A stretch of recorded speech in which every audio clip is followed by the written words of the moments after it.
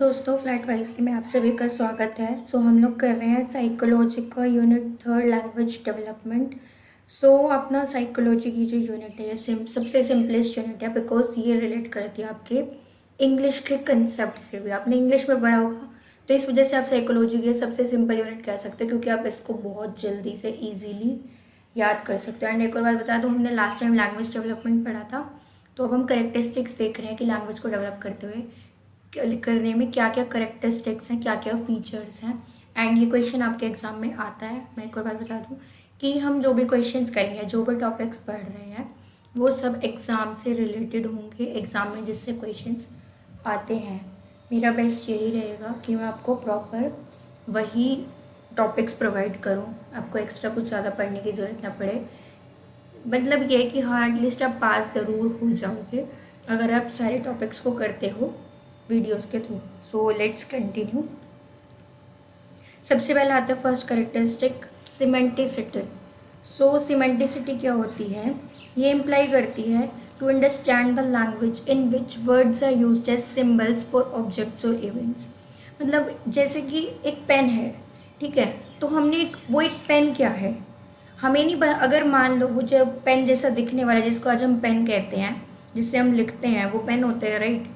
अगर हम उसका नाम क्यूब दे देते तो उसको आज हम क्यूब ही बोल रहे होते, है ना। तो सिमेंटिसिटी वो है कि हमने किसी न किसी चीज़ को नाम रखने के लिए या फिर डिनोट करने के लिए जो हमने उस पर्टिकुलर चीज़ को एक नाम दे दिया, ठीक है, तो वो होती है सिमेंटिसिटी। कि हमने उसके साथ सिमेंटिसिटी किया है कि किसी भी ऑब्जेक्ट का, इवेंट का नाम दे दिया या फिर जो जैसा वो दिखता है उसके बिहाव पे उसे एक वर्ड दे दिया, ठीक है। हमारी नेक्स्ट कैरेक्टरिस्टिक है सिंटेक्स। सिंटेक्स क्या होता है? It comprises rules in a language for placing words in order to form sentences.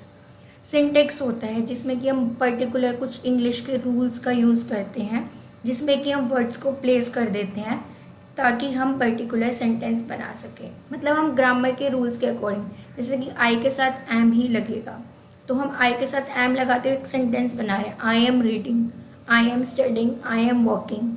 We के साथ आर ही लगता है तो हमने एक रूल्स का फॉलो किया कि अगर बहुत सारे हैं तो आर लगेगा। वी यानी हम, it means are. We are walking, we are studying, we are running, ठीक है। तो ये हो गया सिंटेक्स। नेक्स्ट हमारी करेक्टरिस्टिक है प्रोडक्टिविटी। तो प्रोडक्टिविटी में क्या है? It denotes the capacity to combine words into sentences. ये डिनोट करता है कि ना एक कैपेसिटी होती है हमारे पास कि हम वर्ड्स को कैसे कंबाइन अप करके एक सेंटेंस में कन्वर्ट कर रहे हैं। जैसे कि हमें ना कई बार आपको छोटे बच्चों की बुक्स में वो मिलेगी एक्सरसाइज, तो उस एक्सरसाइज में क्या होता है कि आपके साथ आई एम वी ये सब दे दिए, राइट। एंड ना बीच में आपको वो दे दिया कि इज एम आर, आपको कुछ भी यूज़ करते हो एंड आगे आपको वर्ब्स दी हुई हैं बहुत सारी, तो आप उन वर्ब्स के साथ एक एक सेंटेंस बना सकते हो। मतलब आप वर्ड्स को कंबाइन कर रहे हो।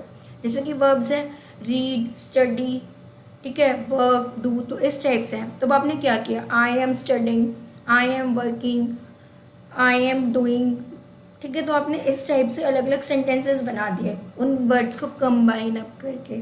तो ये था प्रोडक्टिविटी कि आपने एक प्रोडक्ट जनरेट किया है कुछ चीज़ों से मिला के। जैसे कि मल्टीप्लिकेशन में होता है तो आपको एक प्रोडक्ट मिलता है ना जब आप दो नंबर्स को मल्टीप्लाई करते हो। ऐसे ही इंग्लिश में जब आप दो वर्ड्स को कंबाइन कर रहे हो, दो या तीन वर्ड्स को या बहुत सारे वर्ड्स को, और फिर एक सेंटेंस फॉर्म कर रहे हो, तो वो आप प्रोडक्टिविटी कर रहे हो, okay. So next characteristic is displacement. Displacement क्या होता है? This means efficient transmission of complex language. इसका मतलब है कि कई बार ना वोकेबलरी के ऊपर डिपेंड अप करता है। कुछ सेंटेंसेस हमें लगता है कि काफ़ी ज़्यादा कॉम्प्लेक्स है, हमें मीनिंग समझ नहीं आ रहा, एंड कुछ सेंटेंसेस हमें बहुत ईजी लगते हैं, ठीक है। तो जैसे कि हम इंग्लिश की बुक ही देख रहे हैं, चलो साइंस की बुक देखते हैं, उसमें कुछ ऐसे वर्ड्स होते हैं या डेफिनेशन होती है जो आपको एक बार में पढ़ के समझ नहीं आती, बट जब वही चीज़ आपकी टीचर आपको समझा रही है तो आप समझ जाते हो, है ना।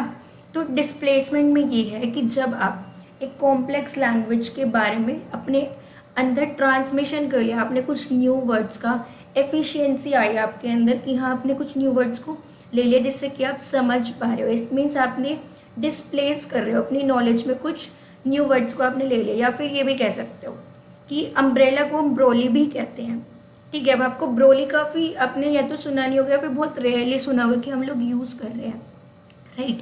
तो अगर मैं ये बोलूँ कि I have a blue umbrella, और अगर मैं इस सेंटेंस को चेंज कर दूँ I have a Broly, right, तो आप समझ नहीं पाओगे जल्दी से। तो ये क्या हो गया कि कॉम्प्लेक्स लैंग्वेज होगी कि क्या है, दिस इज़ अ ब्रोली। लेकिन अगर मैं उसको चेंज कर दूँ, ठीक है, कि दिस इज़ अम्ब्रेला, तो इजीली समझ जाओगे। तो इट मीन्स मैंने डिस्प्लेस कर दिया सिंपल वाले सेंटेंस को कॉम्प्लेक्स में, या फिर आप कॉम्प्लेक्स वाले सेंटेंस को अगर सिंपल सेंटेंस में कन्वर्ट कर रहे हो तो भी आप डिस्प्लेसमेंट का यूज़ कर रहे हो। Okay, so our last characteristic है डेवलपमेंट। तो डेवलपमेंट में क्या है, development of the ability to read, write, speak, understand expressions of others, to use words to express feelings and thoughts. Development में ये है कि आपको ना डेवलप करनी है अपने अंदर रीडिंग की एबिलिटी, कि आप रीड कर पाओ अच्छे से चीज़ों को, राइटिंग की एबिलिटी कि आप वर्ड्स को बहुत सुंदर सुंदर राइट कर रहे हो या फिर प्रॉपर ग्रामर रूल्स के साथ राइट अप कर रहे हो। स्पीक, आप कितना फ्लुएंटली इंग्लिश में बात कर पाते हो या हिंदी में, इट्स अपॉन यू। तो आप क्या कर रहे हो, उस एबिलिटी को डेवलप कर रहे हो। आपको टीचर्स बोलती है ना कि आपको बुक्स रीडिंग करनी चाहिए सो डैट आपकी फ्लुएंसी बढ़े, आपकी स्पीकिंग स्किल्स बढ़े, आपकी यहाँ तक कि वो वोकैबुलरी बिल्डअप हो। तो इट मीन्स आप एबिलिटी अपने अंदर बढ़ा रहे हो, आप एबल हो रहे हो कि आप और अच्छा कर सको उस चीज़ में, सो डैट आप दूसरा पर्सन क्या कहना चाहता है या वो क्या एक्सप्रेस करना चाहता है आप उसको समझ सको, या फिर आप उन कुछ अच्छे यूनिक वर्ड्स को यूज़ करो सो डैट आप अपने फीलिंग्स और थॉट्स को एक्सप्रेस कर पाओ। आपको अगर पता ही नहीं होगा कि इसका मीनिंग क्या है तो आप उस बात को कन्वे ही नहीं कर पाओगे दूसरे पर्सन को, ठीक है। तो डेवलपमेंट इसलिए बहुत ज़रूरी है कि आप एबल हो जाओ रीडिंग में, आप रीड कर पाओ, लिख पाओ, बोल पाओ अच्छे से, दूसरा पर्सन क्या कहना चाह रहा है आप उसकी लैंग्वेज को समझ सको, आप अपने फीलिंग्स और थॉट्स को बयां कर सको दूसरे पर्सन के साथ कि आप क्या बोलना चाह रहे हो। तो ये है आपकी डेवलपमेंट की करेक्टरिस्टिक। सो दोस्तों, thank you for watching our video, do subscribe and share our channel and please bell icon press कर देना अगर आपको वीडियो पसंद आ रही है और अगर आपको जल्द से जल्द लेटेस्ट अपडेट्स चाहिए नई वीडियो के। एंड आप मुझे इंस्टाग्राम पे भी फॉलो कर सकते हो @itsflatwisely। Thank you, bye bye.